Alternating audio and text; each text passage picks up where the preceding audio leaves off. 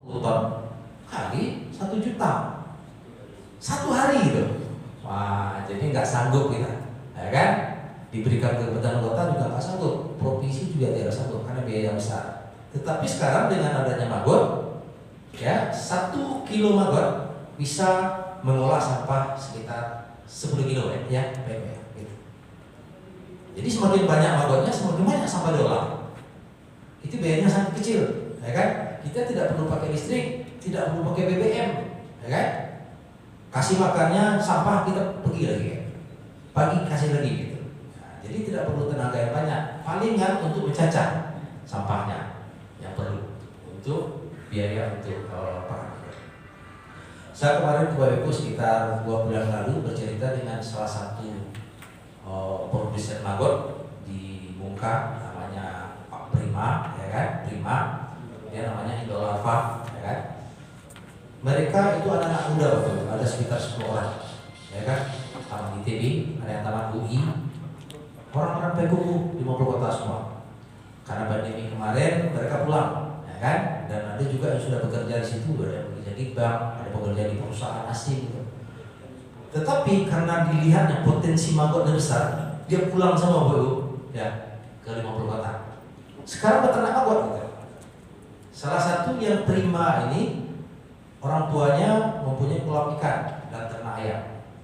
Berapa biaya yang dikeluarkan untuk pakan ikan dan ayam dalam 1 bulan itu 15 juta. Tetapi dengan Maggot sekarang dia cuma mengeluarkan 3 juta. Untung 12 juta setiap bulan.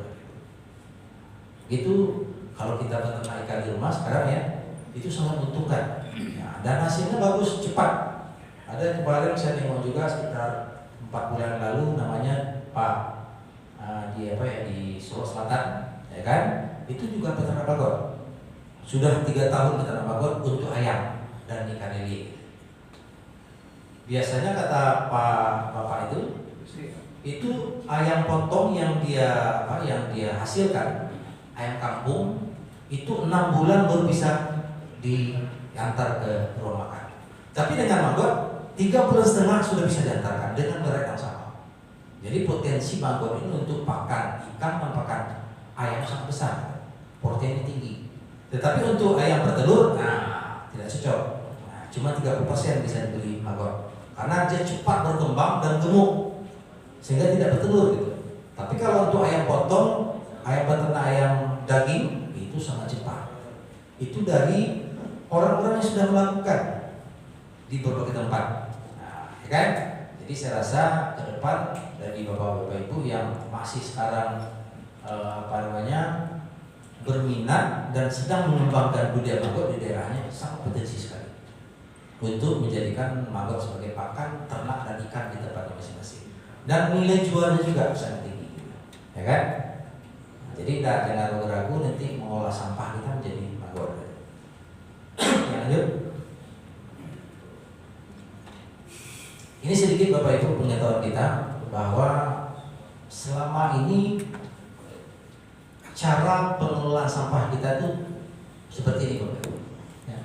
Piramidnya ke atas, ya. Artinya pencegahan pembatasan itu masih kecil, ya kan?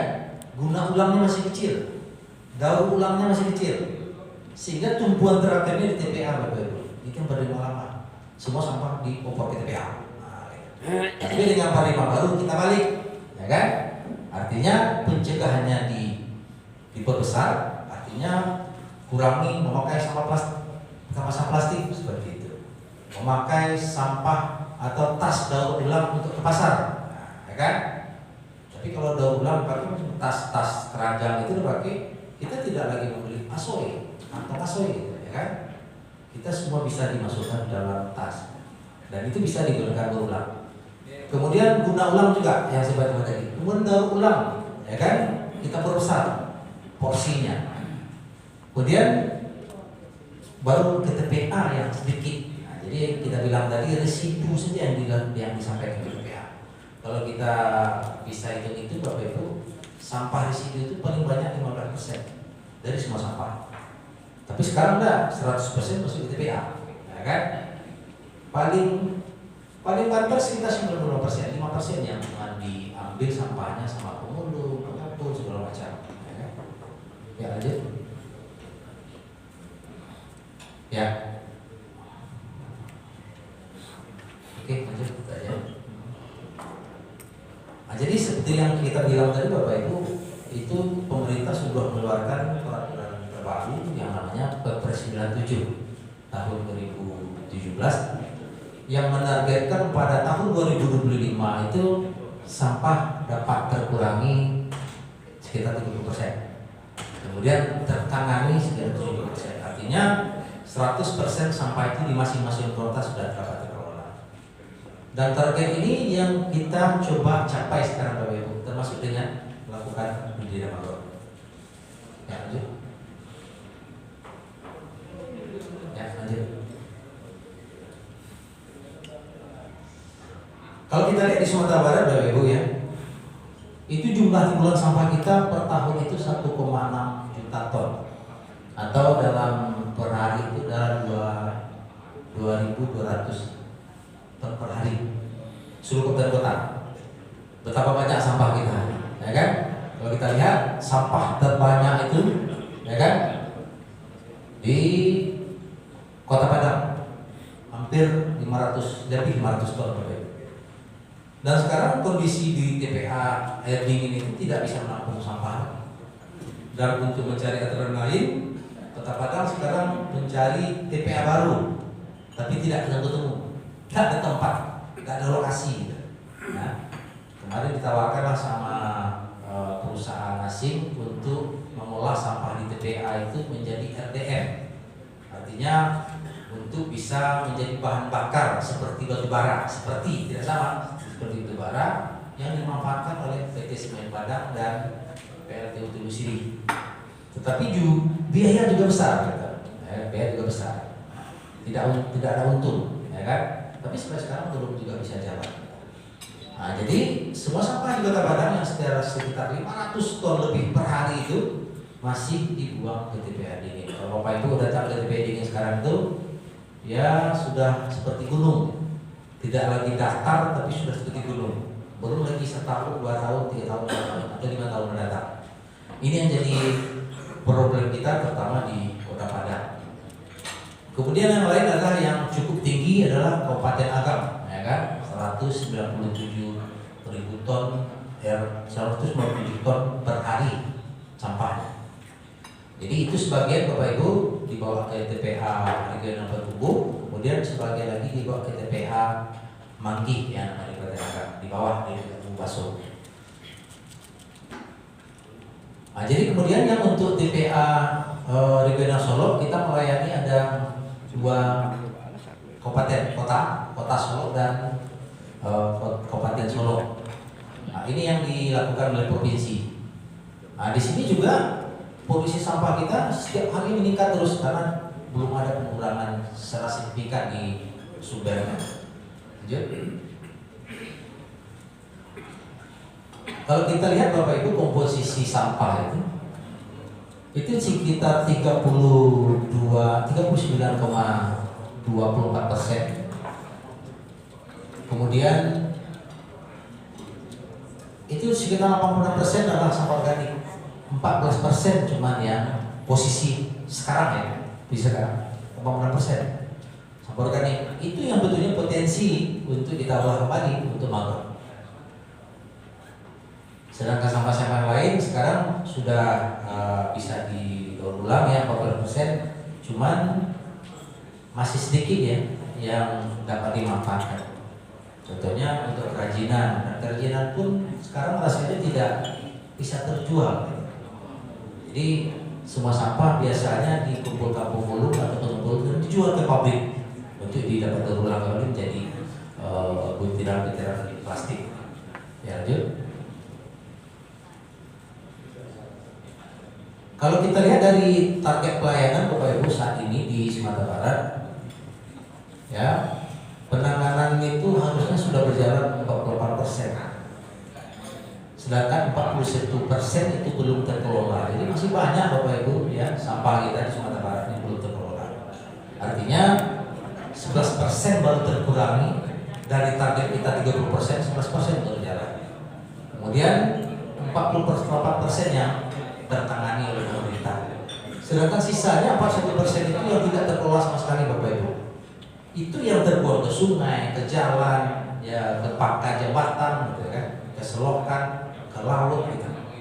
Jadi potensinya yang terbuang ke lingkungan itu sangat besar, 41%. Jadi harapan kita ke depan memang ini yang perlu kita tingkatkan di masing-masing daerah, baik itu di kabupaten maupun di nagari. Jadi nagari sekarang kan sudah ada, artinya dana nagari. Dana nagari salah satu menunya saya lihat di situ adalah untuk pengolahan sampah. Tetapi potensi dana nagari seperti itu belum banyak manfaat oleh nagari. Karena memang fenomena sampah ini berangsur-angsur sudah bergeser ke daerah pinggiran. Gitu. Kalau dulu masalah sampah di kota saja, tapi sekarang sudah masuk ke nagari. Maka pemerintah sudah meluncurkan dana nagari. Sedapat mungkin dana nagari sebagian juga ada untuk mengolah sampah. Nah, ini harapan kita ke depan. Ya, lanjut. Ya. Ini kalau kita lihat Bapak Ibu, target pelayanan di Sumatera Barat yang paling tinggi itu adalah kota Bukit Tinggi. Ya, itu sampah yang tertangani 93%, hampir semua sampah tertangani. Sayangnya sampah yang tertangani itu semua dibawa ke TPA. Nah, itu yang jadi masalah. Belum dikelola di sumber, walaupun sudah tertangani. Kemudian kota Solo, ya kan? Kemudian kota Padang Panjang, kota Sawalunto, itu kabupaten kota yang sudah tinggi pengelolaan sampahnya. Cuman pengelolaan sampah dilakukan kota-kota ini itu masih dibuang di proses di TPA semua, belum dimanfaatkan di sumber. Dan inilah yang menjadi pemasalah kita sekarang Bapak Ibu. Dan kita berharap dengan adanya dana nagari yang ada sekarang yang dikelola oleh masing-masing nagari, kita di Dinas Pemberdayaan Masyarakat di kota-kota kita berharap seperti itu. Menu untuk mengolah sampah ini betul-betul bisa dipakai. Saya beberapa waktu yang lalu pernah bertemu dengan salah satu balai negara di Kabupaten Kota. Saya tanya, Ibu, ini dana untuk pengolahan sampah yang ada di Minu, dana nagari dan dimanfaatkan? Ada Pak, kami masukkan, tapi sampai di kabupaten dicoret. Nah, ini jadi masalah, ya kan? Jadi ke depan kita berharap dari Dinas Lingkungan Hidup dukungan dari Dinas Pemberdayaan Masyarakat Desa untuk menggiring ini supaya nanti pengelolaan sampah di negara itu bisa memanfaatkan dana negara. Minimal memberi sarana prasarana gitu, untuk dibagikan ke rumah tangga, melakukan sosialisasi, bimbingan teknis untuk masyarakat atau kelompok masyarakat pengolah sampah di negara. Itu manfaatnya kalau dana negara untuk menu pengelolaan sampah. Itu kita harapkan ke depan. Ya, lanjut.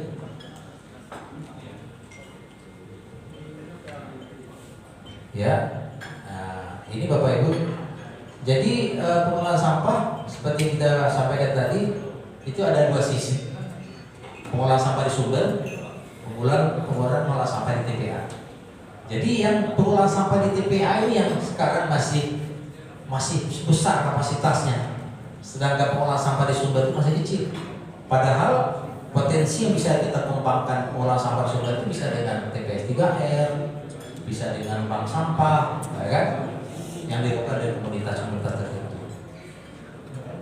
Nah, kemudian yang untuk dilakukan oleh pemerintah pengolahan sampah di TPA, TPS 3R itu adalah TPA kota, ya kan? Baru TPSD ini jalur pemerintah. Tapi ini yang menjadi beban yang sangat berat untuk pemerintah karena dana untuk pengelolaan TPA itu sangat besar. Kalau seandainya pengurangan sampah itu di sumber itu bisa kita perbesar volumenya, tentu nanti dana-dana yang selama ini untuk mengolah sampah itu kita bisa alihkan, ya kan, untuk keperluan lain di daerah masing-masing. Lanjut. Ya, ini kita sama lihat Bapak Ibu, ini adalah persentase dari sampah organiknya berapa, sampah anorganiknya berapa dari satu komposisi sampah. Ya, lanjut. Ya, ini sama terus. Wah, ini tidak nampak ya. Ini Bapak Ibu sarana prasarana yang dimiliki kabupaten kota. Kebetulan ini banyak putih ya, lupa saya katakan. Ini tidak semua kabupaten kota Bapak Ibu yang punya sarana prasarana lengkap untuk mengelola sampah. Sangat terbatas sekali. Salah satu kabupaten kota Bapak Ibu punya pegawai atau personil untuk mengelola sampah cuma 15 orang, satu kabupaten. Ada seperti itu. Ya. Jadi saya pikir ini komitmen dari masing-masing pemerintah daerah terkait mengelola sampah. Ada juga yang sangat care terhadap sampah. Salah satu contoh misalkan Kota Parangpanjang. Kota Parangpanjang itu petugas kebersihan pengelola sampah 315 orang. Dibanding dengan salah satu kabupaten yang cukup besar daerah kita 15 orang. Jadi sangat miris kita, ya kan? Jadi ini yang perlu nanti kita dukung ya di masing-masing kita sebagai komunitas penggerak, penggiat maggot, pengelola sampah di masing-masing daerah, supaya pengurangan sampah di Sumber ini minta tolong dibantu, ya kan? Kalau kita harapkan ke pemerintah semua, seperti inilah keadaannya. Dana terbatas, personil terbatas, angkutan terbatas, ya kan? Ini yang terjadi. Ya, lanjut. Ya, nah ini Bapak Ibu terkait dengan regulasi. Sesuai dengan Perpres 97 tadi, di masing-masing daerah sudah ada sebetulnya payung hukum yang mengatur bagaimana nanti pengelolaan sampah rumah tangga dan sampah sejenis rumah tangga itu diatur sedemikian rupa. Masing-masing kabupaten itu sudah punya Bapak Ibu, namanya Jaksrada Kabupaten Kota. Nah, ini nomor-nomornya. Kabupaten Solo, Jaksrada nomor Peraturan Bupati nomor 25. Kabupaten Pasaman Barat, Peraturan Bupati nomor 67. Semua sudah ada.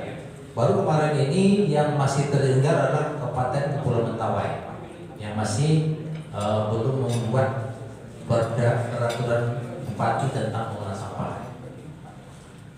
Jadi regulasi sudah ada Bapak Ibu, tetapi belum berjalan efektif di daerah masing-masing. Lanjut. Ya, nah, ini Bapak Ibu yang jadi fenomena yang terakhir adalah di kabupaten kota. Angka rata-rata PBM pengelolaan sampah itu sangat kecil, 0,09 sampai 2,98% dari APBD. Kalau menurut pakar Bapak Ibu, ya itu idealnya adalah 5 sampai 10%, baru sampah bisa terkelola dengan baik. Tapi sekarang kita lihat ini dari atas Bapak Ibu ya, yang paling tinggi itu adalah itu Kota Padang, ya kan, lebih dari 3%. Kemudian Kota Parangpanjang, kota kecil Bapak Ibu dengan penduduk segitu, dengan anggaran APBD yang sangat kecil, tapi berani untuk memberikan alokasi anggaran untuk pengelolaan sampah sekitar 1,96%. Jadi kalau Bapak Ibu datang ke Parangpanjang ya, itu tidak heran kalau kota itu bersih, ya kan?